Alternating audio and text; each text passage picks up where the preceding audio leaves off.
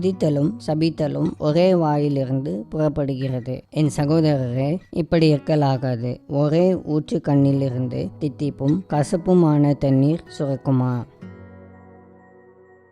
மற்றவர்கள் உங்களை தொந்தரவு செய்தோ உங்கள் மீது ஓர் அழுத்தம் கொடுத்தோ உங்களை நசுக்கும் போது உங்களுக்கு உள்ளே என்ன இருக்கிறதோ அதுதான் வெளியே வருகிறது. நீங்கள் விரும்பாதவைகள் உங்களுக்குள் இருக்கிறதாக நீங்கள் உணர்ந்தீர்கள் என்றால் உங்கள் எண்ணங்களுக்கு வேதம் என்கிற போஷாக்கை நீங்கள் போதுமான அளவிற்கு கொடுக்கவில்லை என்றே பொருள்.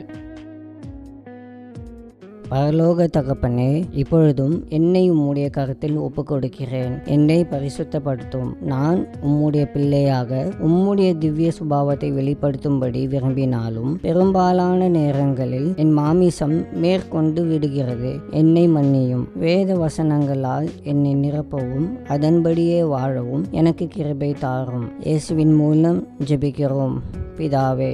ஆமேன்.